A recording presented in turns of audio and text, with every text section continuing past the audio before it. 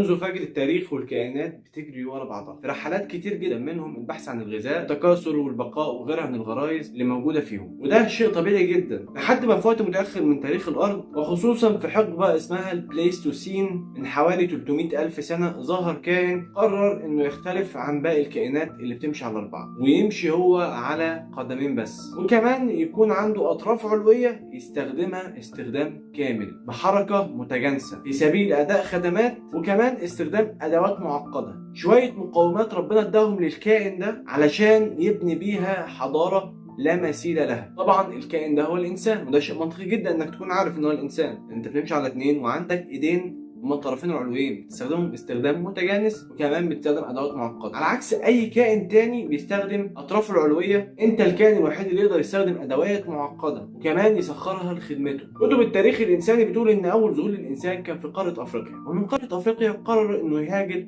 ويستعمر كل قارات العالم. المهم يعني ان المشترك في كل ده ان الكائن ده اتحرك، وده موضوع حلقتنا النهارده، الحركه.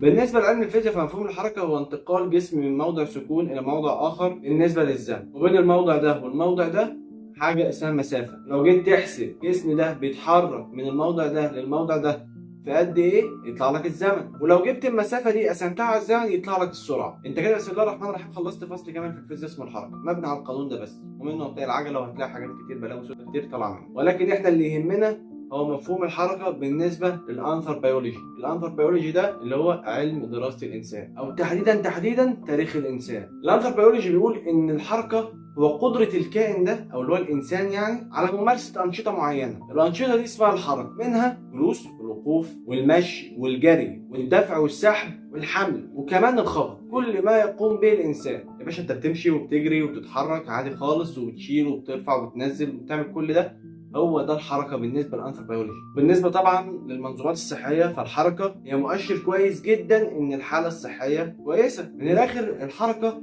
هي القدره على التنقل بحريه وتناسق في البيئه، وعكسها هو العجز وليس الاعاقه، لان الاعاقه ممكن تكون جسديه او ممكن تكون عقليه، اللي بسببها الانسان مش بيعرف يعمل الانشطه اليوميه بنفس الجوده بتاعه الانسان السليم، اللي زي التمارين مثلا، اللي تعتبر نوع من الانشطه البدنيه اللي بيمارسها الانسان لتقويه عضلاته والمحافظه على صحته. عشان تحرك ابسط انواع الحركه، يعني اللي هو مثلا لو عشان تحرك صباعك، فده محتاجة تنسيق مرعب من عدة أجهزة. فهيجي الأول إشارة عصبية، عضلاتك اللي هتنقبض فتحرك الأوتار اللي هتشد العظم عشان تحرك. كل ده بتنسيق أنت لا تعلم عنه أي شيء، حاجة بتحصل في ثواني أنت بتحتاج تحس بيها. لو جيت نفصلها واحدة واحدة هتلاقي مثلا إن العظم هو الفريم اللي أنت بتبني عليه جسمك، يعني من الآخر فورمة أنت بتحط جواها شيء عشان يطلع لك الجسم، ده العظم. حواليه بيغطيه العضلات دي بتمثل من 40 ل 50% من كتلة جسم الإنسان، وهي المسؤولة عن الحركة أصلا. لما العضلة بتنقبض بتحصل الحركة، زي ما قلنا العضلة بتنقبض فتشد الوتر اللي بدوره بيحرك العظمة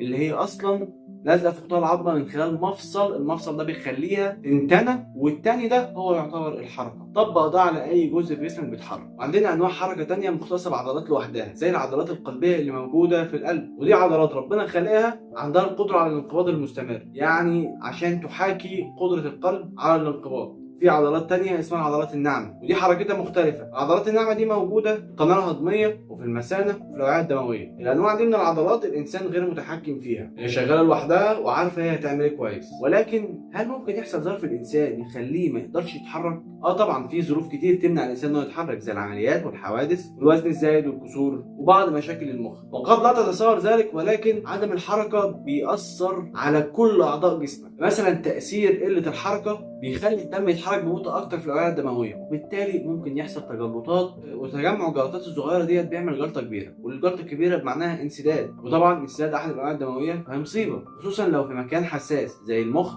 او القلب او الرئه. وبرضه بيعمل بعض مشاكل الضغط المرتبطه بالحركه، اللي ساعات لما بيجي تقع في الحاله ضغطها بيقع ويحصل دوخه وشحوب للوجه وتعرق والنبض يزيد، ودي اغلبنا بيشعر بيها لما يقوم فجاه. كل ده بالنسبه للقلب والاوعيه الدمويه.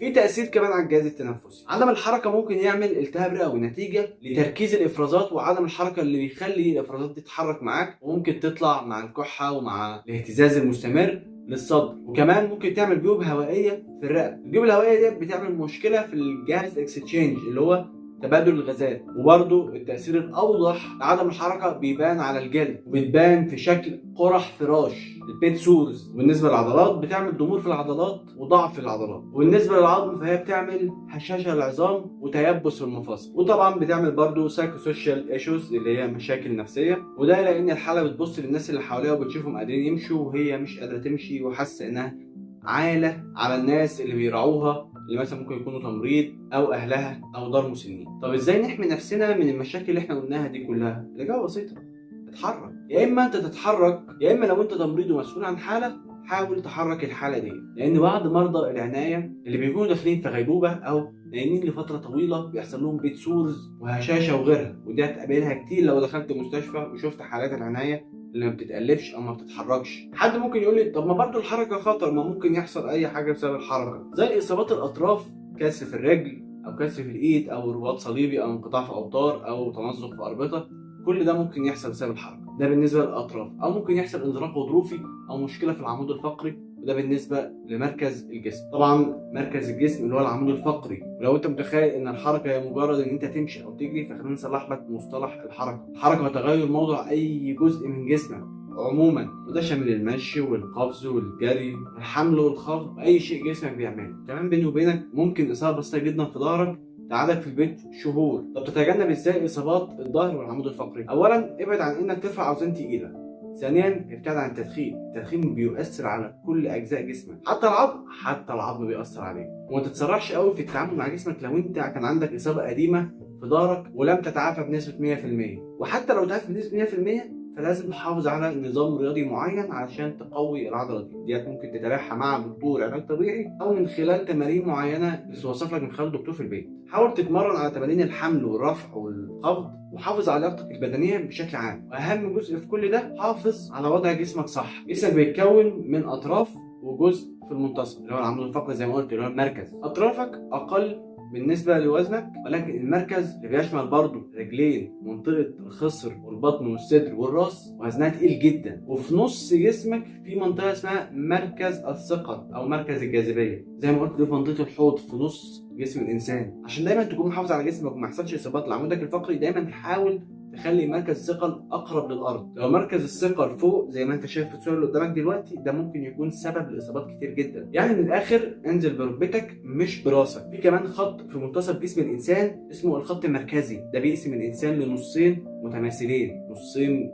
عمودي. ما ينفعش الخط ده يبقى مايل، لان ميلانه معناه ان ممكن يحصل لك اصابه. يعني لو انت شايل اكتر من حاجه حاول توزعهم على ايديك الاثنين، ما تشيلهمش على ايد واحده، لان لو شلتهم على اتجاه واحد ده هيخلي خط المركز بتاعك يميل، ولو خط المركز بتاعك مال فبنسبه كبيره ممكن تتعرض للاصابه.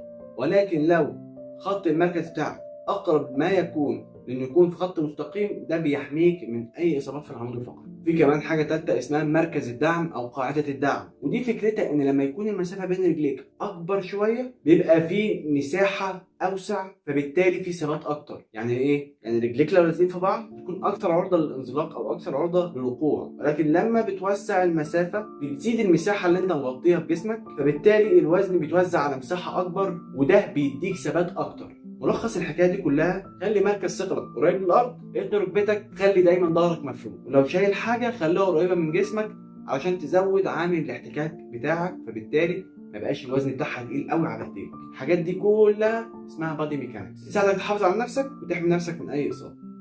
وبس كده. عجبتك الحلقه ما تنساش تعمل لايك وسبسكرايب، وتابعنا على بيج التيك توك، الناس عليها دايما فيديوهات قصيره ومعلومات جديده. اشوفكم الحلقه الجايه، سلام.